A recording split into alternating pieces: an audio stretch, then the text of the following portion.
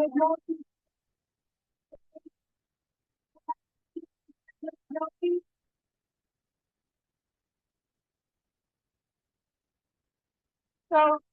my staff know that that was me, unfortunately. Sorry about that. If I told sorry, Georgia, I feel that it kind of comes when you're less than 5 feet tall and you have got to kind of like pull people together, and that's sort of the way. So I'm up for a run. If you want to rent me out, I can do that. What a great turnout, but an unbelievable turnout. We appreciate everybody adjusting your schedules. Snow for those that came in and out of the city, it's still right 30. We have a blizzard.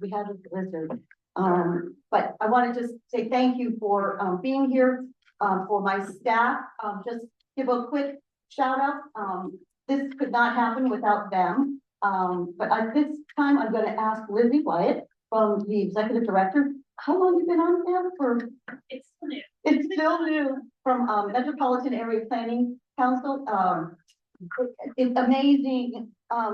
Sometimes people think that we're in competition with each other. Just the opposite. We are in tune and working with each other, and that really is the only way that we're ever going to make things happen within the region. So without further ado, Lizzie.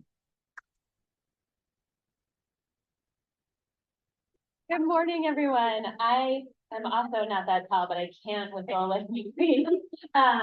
My name is Lizzie Wyatt. I'm the still new executive director at the Metropolitan Area Planning Council, which is the regional planning agency for the 101 cities and towns of metropolitan Boston. And I want to officially welcome you to our annual legislative breakfast this morning. Like Mary said, we're really grateful that folks made it out because we're still in these like blizzard conditions, especially here. I know it was particularly hard hit in this region. But we're really glad to see everybody and have a chance to bring our two regional planning agencies together because we do so much good work together.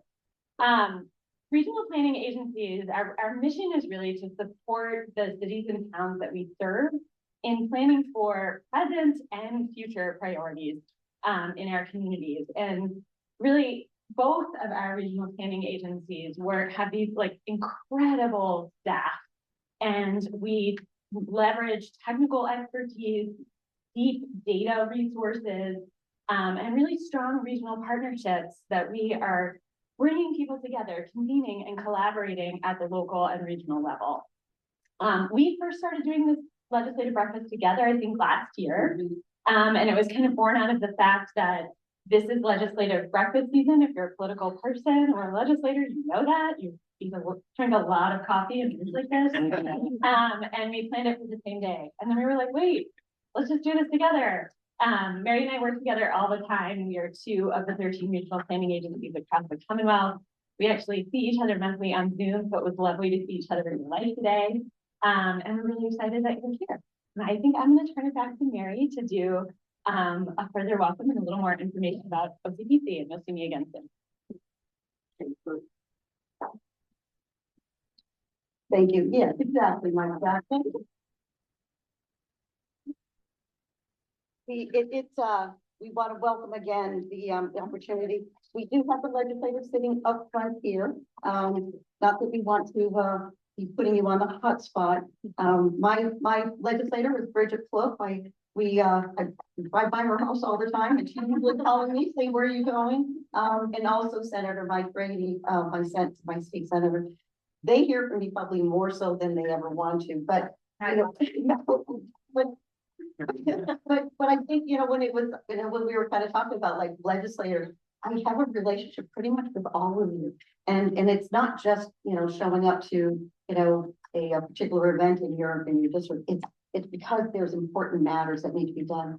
Behind you are stakeholders, and I'd like to have OCPC staff actually stand up, because behind me are incredible staff. So David Klein from our director of the Area Agency on Aging, Don Sullivan, our economic development director, Jason DeRoche, who is our trying to get your title senior planner for housing and public engagement. Thank you, Jason. Lori Muncie, who is our director of comprehensive planning, Joanne Zigman, our senior planner in comprehensive planning, Charlie Kilmer, deputy director and transportation program manager, I have, Paul Umano, who, is our grant administrator and, in just recently got folded into our finance office. We're going after more grants than anyone, can imagine. These guys all know because we're looking for some letters of support. And, you know, I'm not saving her for last she does an incredible, the graphics and everything that you see in terms of our communication, our newsletter. You're not receiving our newsletter.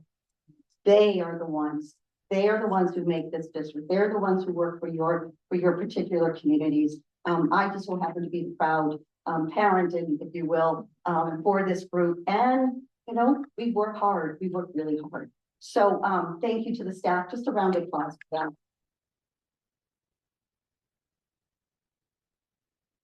I am going a little bit off script. You know, and I talked about in terms of state and federal funding.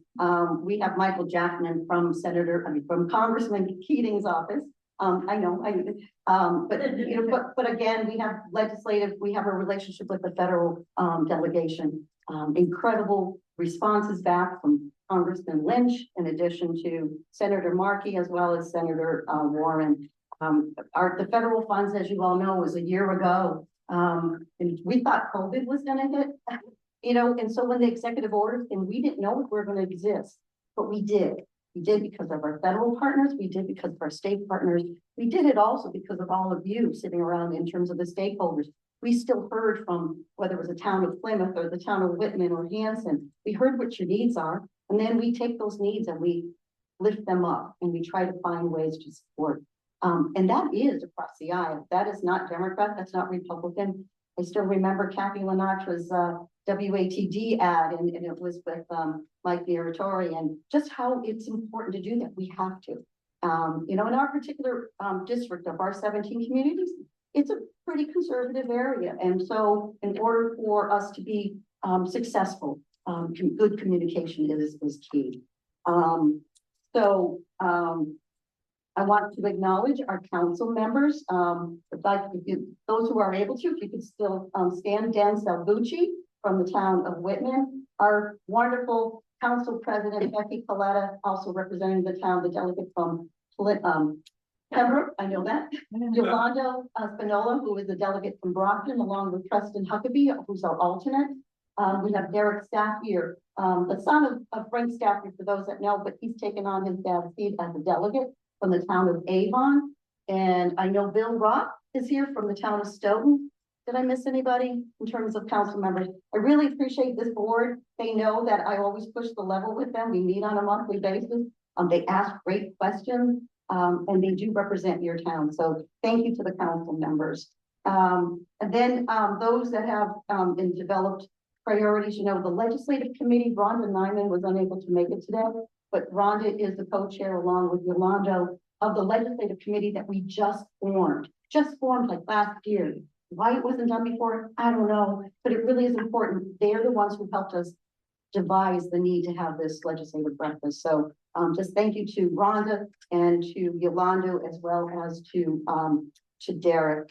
I don't know if there are any members of the MAPC board here, but also I know that just to the staff of MAPC, you guys have been great to work with. It really has been incredible working with Megan and myself and making this happen. So I know we're waiting on Mayor Rodriguez to show. He's had a busy week here in the city of Brockton. Those that had noted on TV or in person, but I'm going to leave the bio for that right now. And perhaps just so I can acknowledge again for those legislators here and then maybe on. I know someone's here from Senator Fernandez's office. Thank you very much. Oh, perfect. Thank you very much for being here. Again, 85% of the Cape without power, right? Thank you to the senator and all the legislators on the Cape helping that out. Representative Gasky, who's here, if I could have you, Representative Gasky, Representative Badger, thank you. Senator Michael Brady, thank you, Senator. Representative Gallagher from Representative Bridgewater, and thank you, and Rainham. I mentioned Michael Jackman earlier before. Bridget Plouffe, we're gonna keep hearing your names, so if you see the anyway. So if you see the car out in the parking lot with their sticker on it, that people see me all the time. And I know, I wasn't sure whether, someone from, John Keenan's office is here. And I know Patrick O'Connor, I believe Senator O'Connor is online. Thank you, Senator. And I know Representative Sweezy had a conflict, but Olivia Texera from Senator Warren's office also. And did you say Rev. Kathy went on? Oh.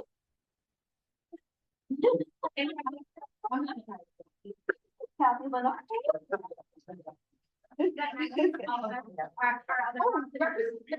So obviously I need better glasses, Representative Rita Mendez as well for the city of Brockton. You know, you would think I would know in my backyard, right? But thank you. It really is, having this large turnout for the legislators really important. And I know that there's more of you who want to be able to chat with the legislators. A number of them have to go into Boston. So I'm going to go right next to the next part of the program. And this means I'm going to be bringing up Becky Coletta. Want me to please this up here? Yes, perfect. Thank you, Becky. So first I want to, before I go to the script that Megan Fournier probably helped write, I want to talk about the fact that our legislators were up at the State House till 10 o'clock last night, working on an energy bill for us. And I very much appreciate so much of them showing up this morning. That was the House of Representatives that was up late. Not you, Senator.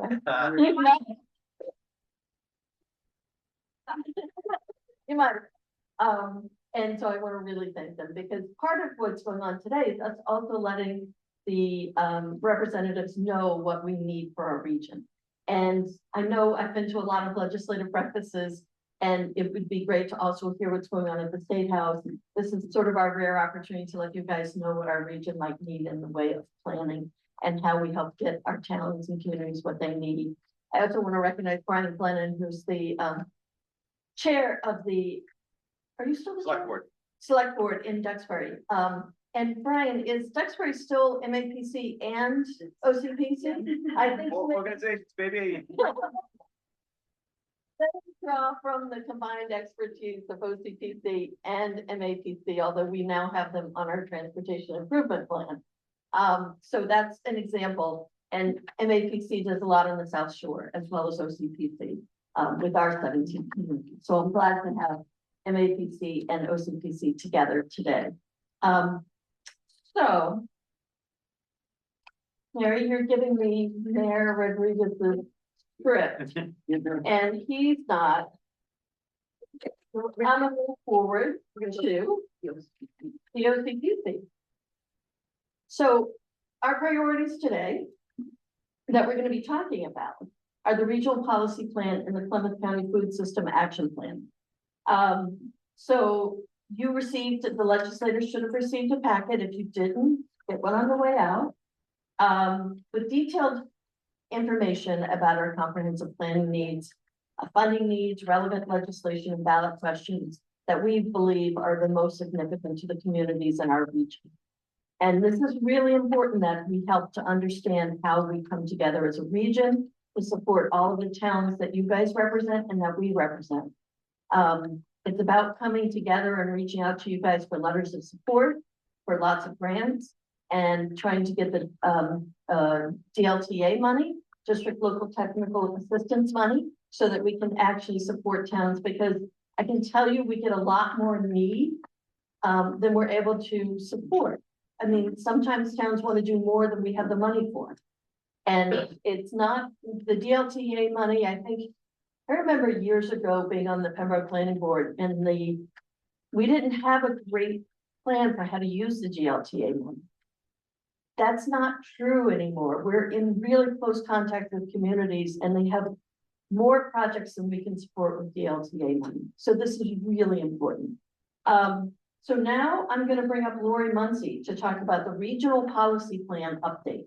And Lori is an amazing planner who supports our region and our staff, and pulls together our staff in a way that so commendable. So if you would welcome Lori Muncy, and it looks like Joanne Zigmund is gonna come up with her. Thank you.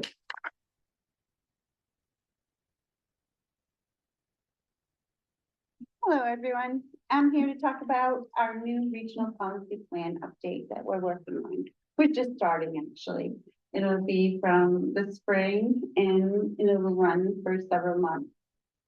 Some elements of this plan are the same as master plan, so you should be familiar with that. And it will include the OCPC region, all our member communities, and all the regional assets. We're going to develop a growth policy that will articulate a policy that gives development, that guides development, resource protection. Wow, I'm a lot different when you speak into a mic. And aligns with state goals. We'll refine the goals and objectives and develop alternatives, and then we'll draft the plan. We'll incorporate the key focus areas that include state policies for climate resilience, housing, transportation, and economic development. We're going to hold workshops in all your communities to capture your opinions and those of your constituents and community leaders, and ensure that the implementations align with local and state priorities. This project, like I said, will run from 24 to 30 months. And we'll be reaching out with more information as we move forward. And we're developing a website where you can get additional information and how to reach out to us. If you have any questions, just see me after the show. Thank you.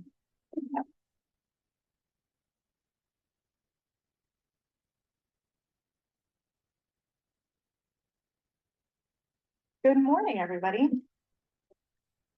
All right, thank you for this opportunity to talk to you all about the regional food system action plan that we're developing. When we talk about infrastructure, we are normally talking about roads, bridges, water. I talk a lot about water, as you probably know, but food is infrastructure as well. It touches on public health, economic development, workforce issues, land use, emergency preparedness, pretty much every aspect of our lives. Old Colony Planning Council, in partnership with Plymouth County, the Marion Institute, and Barrett Planning Group, are nearing the end of a 2-year planning process. The goal has been to identify ways to improve the resiliency of our local and regional food system so that it functions better for not only our residents, but also businesses and our communities more broadly. So over the past few years, we've all seen the impacts of rising food costs, supply chain issues, disruptive weather events.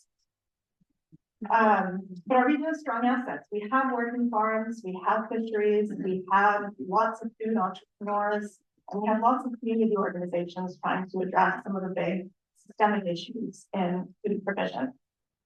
So the question really that we had is, how can we strengthen the connections between all of these different, sometimes siloed groups and organizations, and offer better support to all of these vital sectors. So this collaboration is aiming to develop practical solutions that can be implemented over the next 5 to 10 years. We're currently gathering input through a public survey, stakeholder interviews, focus groups, and 2 advisory groups that include municipal leaders, public health professionals, food businesses, and other diverse stakeholders. Those 2 advisory groups are on our website, and anybody is open to attend those. It's not membership based, so feel free to drop in and out if you're interested. The final plan is expected in June, and we're hoping to outline strategies across, right now, these 4 areas. There may be more, there may be less. Support local agriculture and fisheries, strengthen food-related jobs and small business, improve access to healthy, affordable food, and increase preparedness for supply disruptions and extreme weather. As the plan develops, we look forward to identifying areas where local and state policies, funding alignment, and legislative support, looking at you all here, can help support can help turn those local ideas into action. So a little bit of homework before you leave today. I am asking you all, if you can, to take a couple minutes to scan the QR code that's on your table. There is a food survey that it connects to. We would love for you all to, have your input into that survey. Anything that you can do to help spread the word about that survey to your communities, to your constituents, that would be wonderful. We can send out a promotional pack that we have with social media graphics, copy and paste text, that sort of thing.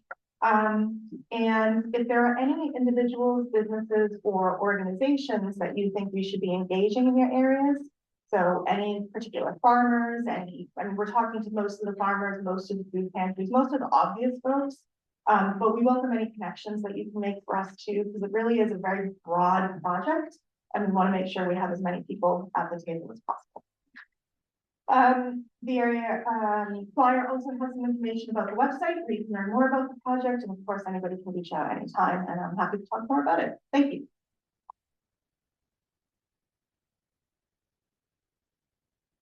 I'm gonna sneak in real quick. We have that food survey. This is a very unusual food project that we're doing with Plymouth County. And some surrounding communities.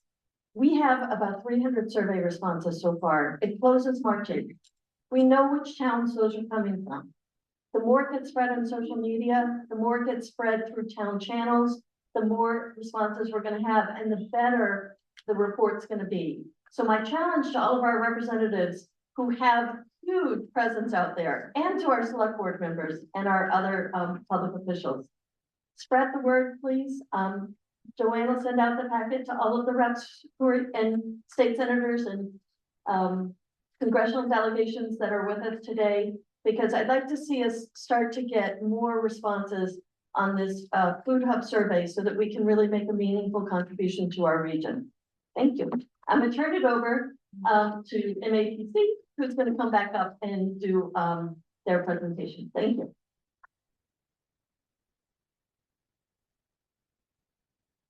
It's so exciting to hear about all the work that's happening in OCPC, because so much of it is also work that we are doing in the MAPC region as well. I do also just want to call out my team who's here. We have Sukanya Sharma, who is the coordinator for our communities in this sub-region, and also a planner in our economic development team. We have Sasha Parodi from North High, who's our manager of community engagement and our sub-regional program at MAPC. And Georgia Barlow, who is the brains behind all of our legislative and policy work at MAPC. But also just to show how closely connected we are, we also, Yolanda used to work at MAPC. And so we let people leave the region from time to time and do good work in other places. But it's always great to see you. So I'm just going to talk very quickly about two projects that we are working on that we felt we wanted to highlight for this group. So the first is actually some of the emergency preparedness work that we are doing at MAPC. This is actually a new practice for us, a relatively new planning practice for us at the agency. And this work is focused on the South Shore. And we are doing work to help cities and towns prepare for and really understand gaps in preparing for major storm events.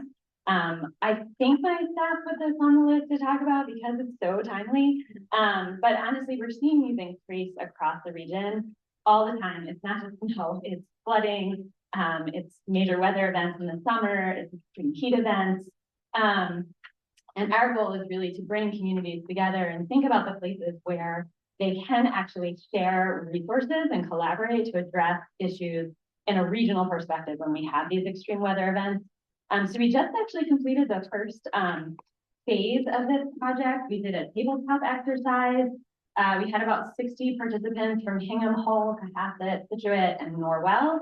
And then we're moving into the next phase of this project, really focusing on, like I said, worst case scenario weather events.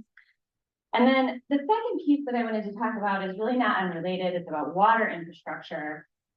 We are increasingly working with communities throughout our region to address issues of quality and quantity of water in our communities. We know water infrastructure is a big barrier to housing development, economic development, and it's a priority issue for folks in all of our regions, especially as communities are trying to consider issues of PFAS and extremely old infrastructure. So we had convened a task force on the North Shore of our region, and we are bringing a lot of those learnings to the South Shore to do some of that similar work as well. So honestly, it's all very connected to the work that you've heard about from OCPC, and we're excited to be able to do it here. And I think I'm giving it back, you know, to do an introduction to the mayor. Thank you.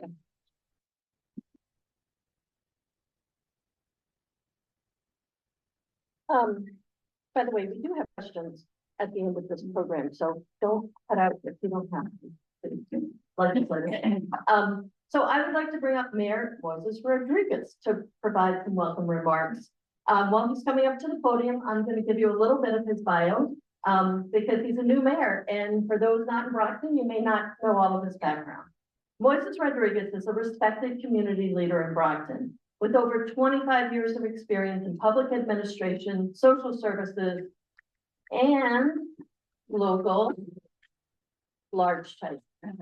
activism. He has served as communications director for the city of Brockton and was the city's first Black interim mayor during a time of emergency transition.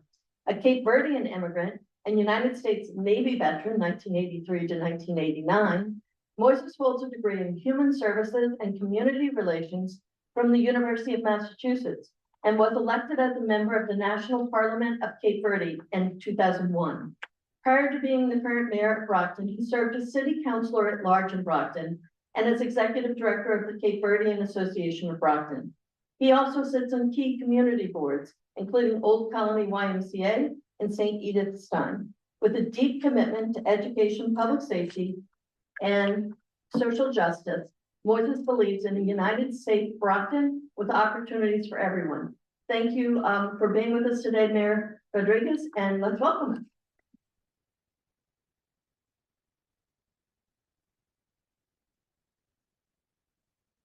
Wow, I should just come up and say good morning and thank you for being here. As you know, we've been a little busy the last couple of days. There's a little snow that we had outside, so we've been surviving 2 hours worth of sleep every night, you know, try to get the city up and running again. It's been very difficult. And a great welcome to my, I think today is day 46 in the office there. So, but we came into this office with a mindset that we needed to work on community development.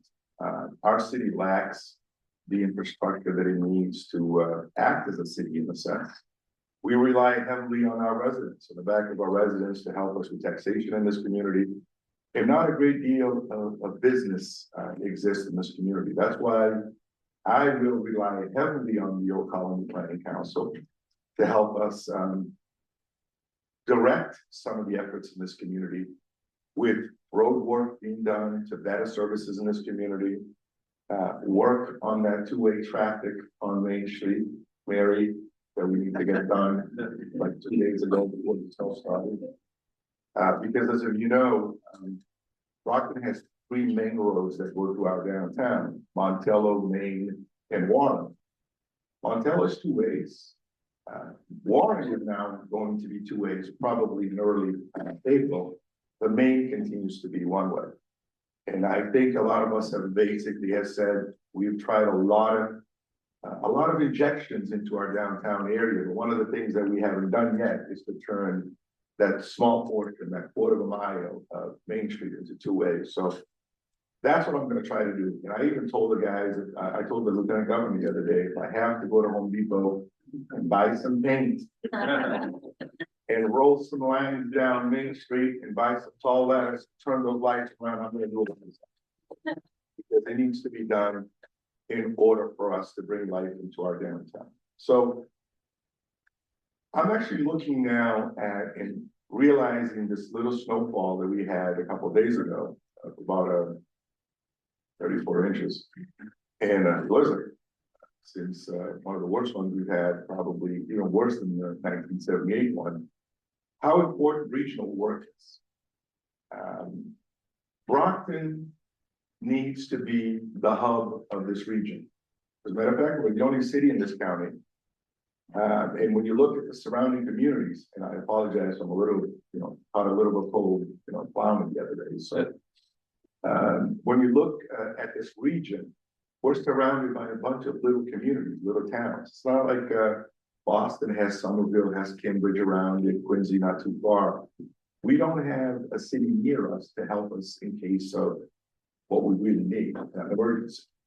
So we need to develop the infrastructure within our community to be able to help some of our neighbors in this sense. And that's why, I don't know if you know what's going on in the Bridgewater with their water situation. Brockton has agreed to sell water to the Bridgewaters. From whatever we have, we're gonna provide it to the Bridgewaters. We're doing the same thing to Avon. Easton has a great deal of that as well. Whitman has all its water from Brockton, East Bridgewater, the vast amount.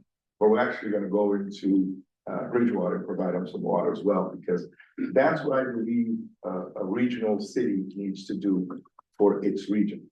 And one of the things, once we survive these storms, and I don't know how many more are coming, but I'm fed up with it. You know, I had one 3 weeks in, and now 6 weeks in, there's another one. And hopefully this is the end of it, so we can get back to the business of running this community. And one of the things that I intend to do is bring all our partners, you know, the town managers from the surrounding communities together to start thinking how we can go about getting the business of the region done. Because I think it's that important to Brockton. It's also important to the neighboring communities. So that's what I intend to do. But I want to leave it here that this city, as long as I'm here, it's going to be open for business. It's going to be in a welcoming city for businesses. We're going to bend whatever rules not going to break any rules, Senator. Because Leavenworth, somebody who served in the military knows what Leavenworth looks like. So we're not going to break any rules, but we're going to bend it. We're going to bend it in a way that actually makes the businesses feel welcome, the way that makes the residents feel welcome in this community, and makes the businesses that we currently have feeling welcome, so that they do not leave. Because when they leave Brockton, they're technically leaving the region. And when we leave the region, we can't provide for the region in a way that we need to do. So that's why these collaborations, I think, are very important for all of us.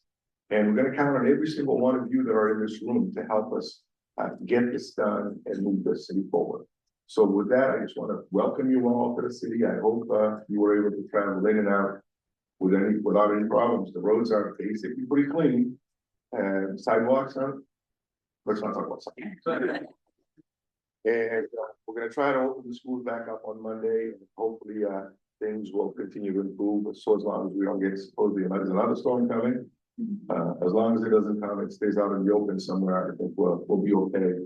But again, thank you for being here. Thank you for being a partner to this great organization, Your Colony Planning Council, and please continue to count on us to be here as a partner.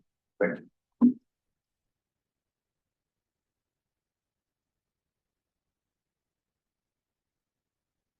Mayor, we would be lovely to have you attend one of our council meetings, one of the upcoming, and certainly to bring town managers together. The staff, again, have some great relationships with these communities, and they with us. But we have a little token of appreciation for you being here today. I have plenty of that when for my staff who knows that I have plenty of that because your wonderful plows were great, and I had to shovel myself to get into my office. But Commissioner Hill and I exchanged a few laughs this morning. And but without further ado, we have a little OCPC shirt for you. Now it's official. And a box with some hot chocolate or a hot toddy. I'm still looking for that shovel. And there is no shovel, but anyway, thank you again, Mr. Mayor. We really appreciate that. The mayor did say he's going to be around, so we will. We're very cognizant of your time and everybody's time, but having the mayor here is pretty important to all of us. And being a Brockton resident, living in the city for a number of years, having not only my daughter go through 12 years of school and have a grandson in this community, it really is important, right? It's just not taking care of ourselves, it's planning for the future. I do want to be able to recognize two other legislators, Representative Joan Bushido from, I want to say, Hull, thank you. But Representative always says, whenever there's something going on, thank you, Representative, for being here, for anything going on in our region to be invited. And also online is Representative Allison Sullivan. Thank you, Representative, for being on. Town of Abington, I think you have East Bridgewater as well. Your communities You are always there for whatever, that we need. There are two items that I did want to talk about for priorities for OCPC. One is in fact the PRISM grant. This is, $1.9 million that this organization, Paul Romano, our grant writer, along with Charlie Kilmer and some other staff, received for public safety in this region. It has to do with the Transportation Improvement Program, the TIP. A lot of folks still don't know about that. I highly recommend that you reach out to us so we can take the time and explain the process for your communities. Really important. But all the information is on our website, but I did want to recognize and acknowledge the hard work of the transportation team. The process is right. So when I first came on over 6 years ago, Mr. Mayor, you may or may want to know this, but there was a lot of leniencies toward having things be done only in Brockton. But when I came on, we had to be equitable. We had to kind of see what other communities are looking for. So we have become more diverse in terms of our projects, but it's all based upon need. It's all based upon getting that 25% design in. Everything you wanted to know, I knew nothing really about the TIP when I first started, everything about it, and I highly recommend all of you do. Really important. The other item is our ombudsman program. I talked for those that may have been at the summit. Our folks under the Area Agency on Aging, David Klein's team, they are ombudsman for long-term care, nursing home, and for assisted living. I will tell you right out the gate, you're going to be hearing from me about a letter that I'm going to send to the secretary. There's not enough funding for these angels who are helping out the the elder population who are in places. They advocate for the patient. They don't advocate for the long-term care. As all of you know, when the fire in Fall River, what does it have to do with us? It had everything to do with us. Our staff, Richard Henry and Lila Burgess and Donna Fred Hughes, all were able to help relocate those residents in Fall River. We worked with fire departments to make sure that there's fire extinguishers and having the fire department go into these long-term care but again, Richard Henry, who has assisted living, he has 64, 65 assisted living communities that he has to visit on a quarterly basis. He's one person and he has 10-hour maybe volunteer on the long-term care. Again, I'll send all of this to you. On the long-term care for the nursing homes, they have to visit these homes on a monthly basis. And I get phone calls, they get phone calls. There's not enough staff to keep it going. Right now, it's a complicated, but still the federal funds come to the state. The assisted living program is probably about 5 years in process. It is our taking care of those who have taken care of us.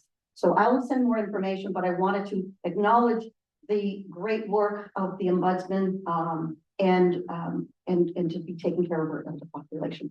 And while Representative Gaske is here, so Old Colony Planning Council, we have 17 communities, but what is involved when we have the Area Agency on Aging is 6 additional communities. That's Carver and Wareham and David. Middleborough, Lakeville, Marshfield, and Rockland, right. So we just don't only deal with our 7 communities, we deal with the other communities and working with all those there. So those are the 2 items I did want to acknowledge, and also to acknowledge our representatives who are there. I am going to turn this over, I believe, to Lizzie Wyatt to talk about the MARPA. As Lizzie said, we are one of 13 regional planning agency, and we have statewide priorities. Lizzie, thank you. Okay, so we're about to get into the legislative portion of our day. We'll actually get to hear from the legislators and not just me. And we always kick off this portion of the program by giving like a little cheat sheet of the main priorities of the regional planning agencies so that legislators can say good things about them when we turn it over and ask them questions. So there's a number of legislative priorities that MARPA, the Massachusetts Association of Regional Planning Agencies, is following right now. And these are bills that are on the move that we and our colleagues are watching very closely.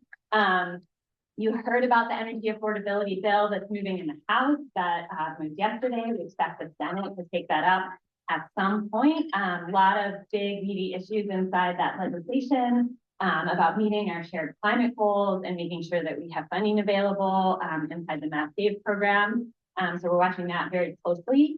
The environmental bond bill, another major priority piece of legislation. We need to actually move bills like the bond bill so that there's dollars available to continue to support infrastructure investments related to clean energy and climate.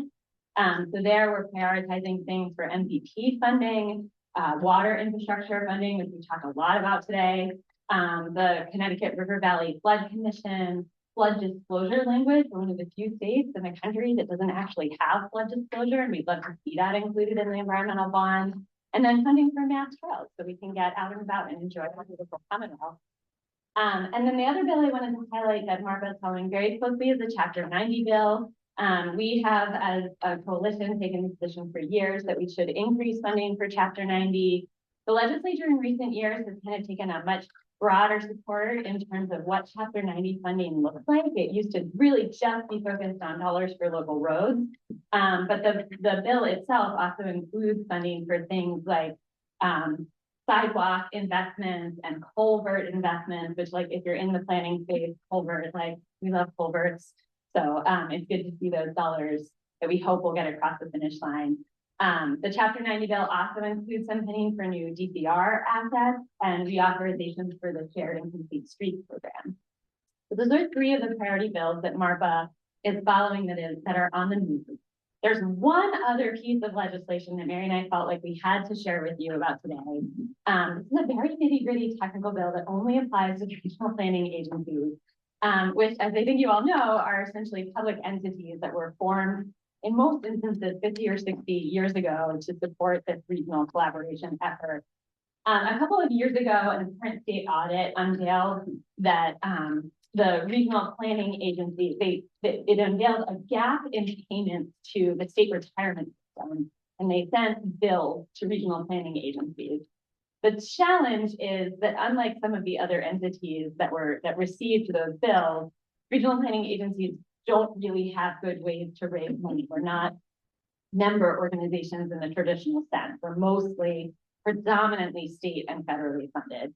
So the bills that we received would pretty much decimate all of the regional planning agencies in the Commonwealth. And we're actually very proud of the fact that we're part of the state retirement system. As public servants, we're really grateful for the opportunity to provide these good public sector jobs that provide pension and retirement support for the people who work for us. So we have filed legislation that would kind of keep the status quo, which would mean that the regional planning agencies are not on the hook for these dollars, and the state would continue to support this fully.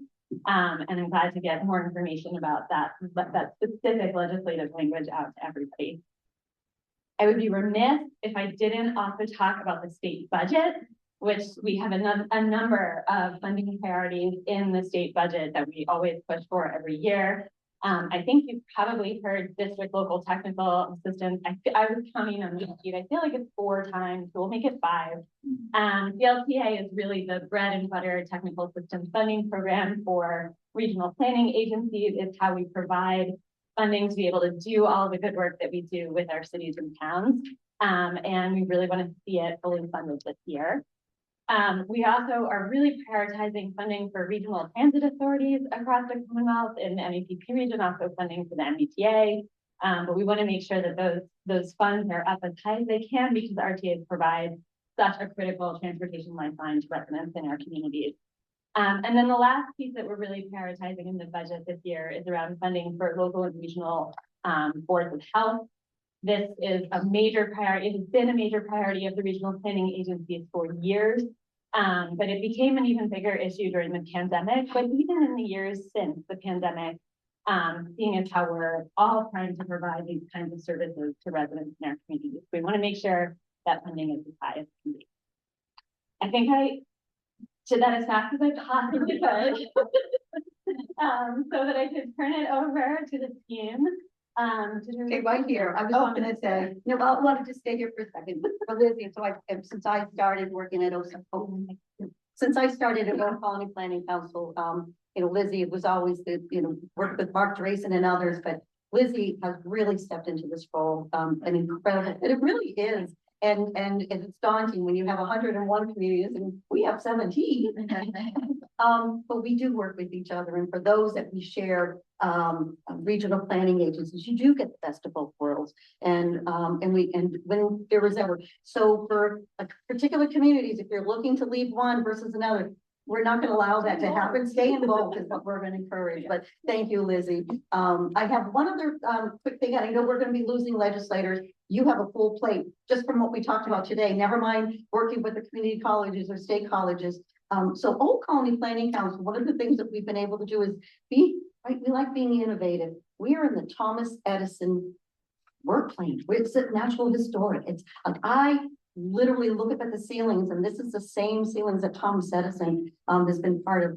We've been lucky, really lucky to be partnering with Beacon Climate, and Monier is here from Beacon Climate. I will have some information system. So Monier had said, hey Mary, how do we get word out about all the things what we're doing? They have an incredible pilot that is with the city of Taunton. We want it to be replicated here with the city of Brockton, and I know Dr. Eliza Wilson, the municipal energy manager. But we're working to have solar be put on our building. We're also looking to see how we can encourage really important work. The energy bill yesterday had a lot of things in it. Really important that we continue to do that work. And I'm just really thrilled to be having Monier. If you can just stand up and just give a hello for those who may want to talk to him. But I will pass this flyer out when we get a chance. So we're running low on time. And I do want to bring up Becky Coletta, who's going to be having some questions for our legislators, and legislators will be able to take this mic and pass it on to you. So stand by. Wait.